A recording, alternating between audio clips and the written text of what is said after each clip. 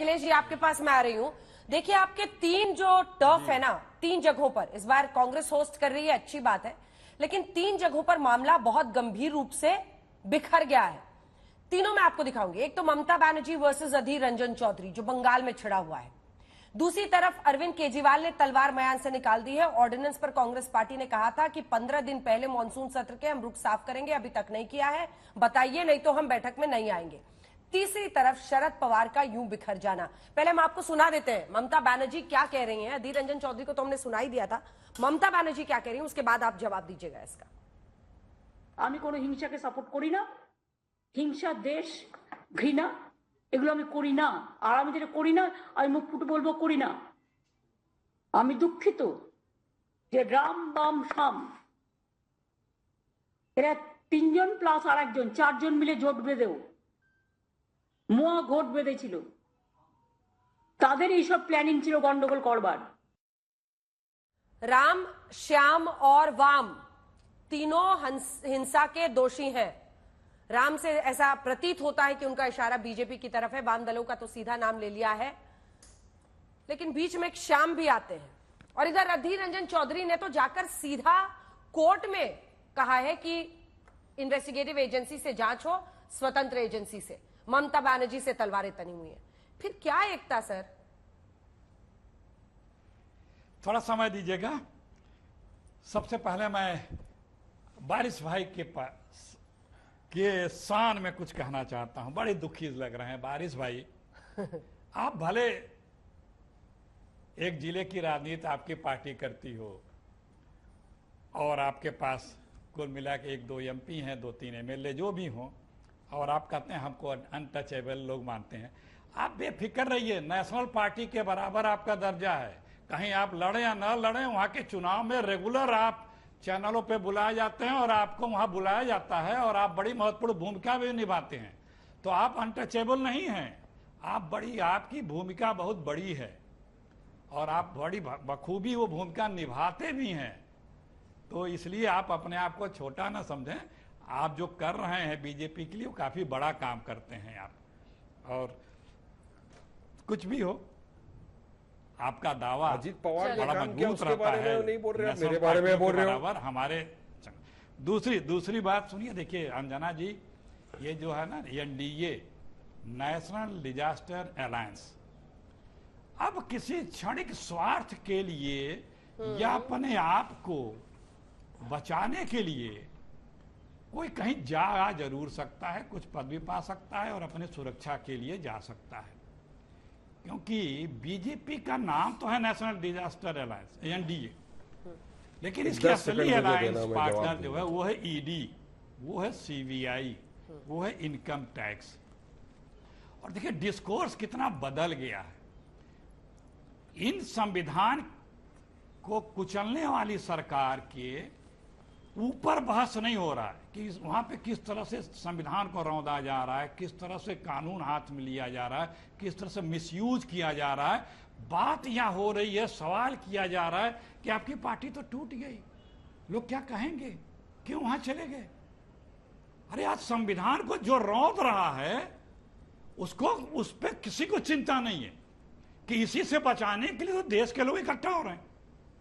और जहां जहां बीजेपी, कई बार दोहरा चुका हूं, फिर दोहरा रहा हूं, जहां जहां चुनाव होगा अंजना जी, बीजेपी 1/4 टूटेगी। कर्नाटक में टूटी थी, मध्य प्रदेश, राजस्थान में भी, छत्तीसगढ़ में कुछ थोड़ा बहुत टूटने, बड़े लोग के टूटने का आ चुका है। चुनाव आने दीजिए, बहुत अच्छी तरह से बीजेपी टूटेगी, क्योंकि उसे पता है कि अब झोला उठाने का साहब का समय आ गया है और वहां लोकतंत्र नहीं है, वहां भी लोग घुटन में हैं। और 24 आते आते दिल्ली में बीजेपी में काफी बड़े पैमाने पर लोग बीजेपी छोड़ेंगे। और ये जो कर रही है ना बीजेपी, जो तोड़ रही है, जो संविधान को मरोड़ रही है, रौंद रही है, उसे सिर्फ पावर चाहिए। डरा हुआ व्यक्ति हमेशा सबको डरवाने के फिराक में रहता है। अब नए तरीके से डरवाने के फिराक में आ गए। जीएसटी के अंदर पीएमएलए में जीएसटी को ला रहे हैं कि भैया तुम नहीं डर रहे थे, तुम भी डरवाओ। कोई कुछ बोलता है, मैं जवाब देना चाहता हूं, असंबद्ध है, मत भिन्न है, इनसे विरुद्ध है, तो वो राष्ट्रद्रोही है। ठीक है। देशद्रोही है, पाकिस्तानी है, नक्सल, सब कुछ है। बंगाल अगर वाला सवाल राजनीतिक दल सुने नहीं एक थे हो या रहे हैं जानबूझ के तो कन्नी काट भ्रष्टाचारी। लिया? बंगाल वाला सवाल सुने नहीं थे जी या कन्नी काट प्रधानमंत्री जी लिया? ने जी बता रहा हूं, प्रधानमंत्री जी ने कहा था कि सब भ्रष्टाचारी एक हो रहे हैं। अरे बंगाल सुने कि अगर नहीं विपक्ष सुने? एक हो तो भ्रष्टाचारी एक हो रहे हैं। भ्रष्टाचारियों को बोलते हैं, शाम को कुछ भ्रष्टाचारी बताते हैं, सुबह कहते हैं तुम तो मेरे शिष्टाचारी हो। आ जाओ भैया, मुंबई वाले जिनको ऑडियो नहीं गिना जा रहा रहे क्या थे आज रुपए अखिलेश जी 1000 को? लाख ऑडियो जा रहा करोड़, है? ऑडियो जा रहा है? उसको ये बता रहे हैं उसको फर्स्ट क्लास जो है, ऑडियो जा रहा है। उन सवाल सुने नहीं हाँ, सर क्या कि हुआ, बंगाल बोले? पे कन्नी काट लिए? आप हमारी चिंता मत करिए। क्यों नहीं करें? हम लोग क्यों नहीं मतभिन्न आपसे सवाल हैं। करें? हमारे यहाँ सवाल क्यों नहीं करें सर? आप सवाल तो करिए। करेंगे ना। आप- बीजेपी भी राजनीतिक हाँ, पार्टी है, जवाब आप भी दे रहा हूं ना। राजनीतिक पार्टी है। जी। अपने आप को एनजीओ ना समझे, राजनीतिक पार्टी है तो मैंने कहा- सवाल पूछा जाएगा। हाँ बताइए। नहीं, सवाल पूछिए, चिंता मत करिए, क्योंकि हमारे यहाँ लोकतंत्र आपको है। काहे लग रहा है हम चिंता कर हमारे रहे यहाँ हैं? तानाशाही नहीं है। हाँ, मैंने कहा ना, चिंता मत करिए, सवाल पूछिए, हाँ, सवाल ही तो पूछिए। टेंशन मत लीजिए, क्योंकि हमारे यहाँ लोकतंत्र है।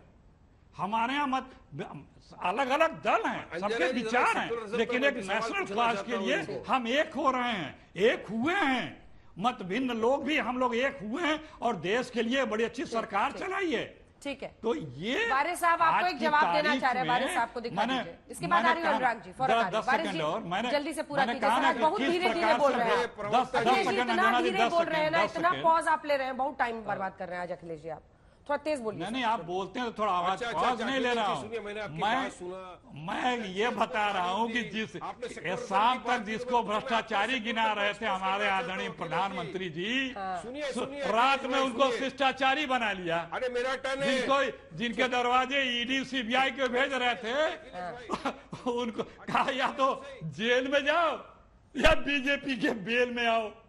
अब ये है। तो धुल वुल के नहा वहा के अब वायरन सब हो रहा है वहां पर। तो इनकी यही अब धुल वुल चुके हैं वो नहीं, लोग। हाँ, वारिस साहब, हाँ, जल्दी से छोटा सा जवाब 10 सेकंड का। अब रुक जाइए अखिलेश जी। पाठ्यक्रम के बाहर का अगर कोई प्रश्न ले लेंगी हाँ। तो अखिलेश सिंह इसी तरह विफल होंगे। अच्छा ठीक है, हाँ वारिस साहब बताइए। बीजेपी की बी टीम है, जो भी XYZ। अखिलेश जी, आपकी पार्टी कांग्रेस सत्ता के अंदर किसके साथ मलाई खा रही है मालूम है? शिवसेना।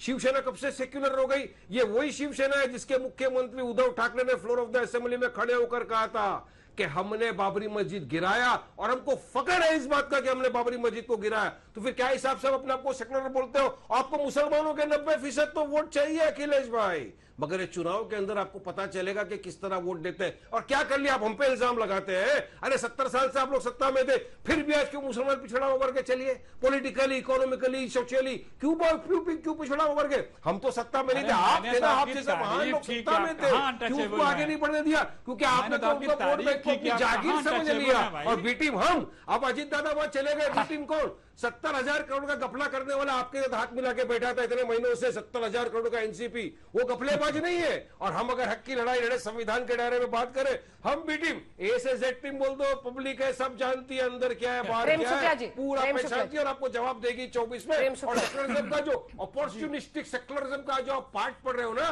बंगाल में भी देख लिया सबने कि किस तरह से 28 से ज्यादा मुसलमान मर गए, एक कॉम्पेंसेशन नहीं दे रही आपकी ममता दीदी। ठीक है। कॉम्पेंसेशन दो, मालदा में क्या कर दिया आपने हालत? कोई हॉस्पिटल बनाया क्या मुसलमानों के लिए? कभी नहीं बनाया। खाली वोट पिछली लेने की बार- राजनीति ठीक है, छोड़ ठीक दो, है। अब सत्ता की लालच छोड़ दो, पब्लिक जान गई है, उठा के फेंकना जानती है।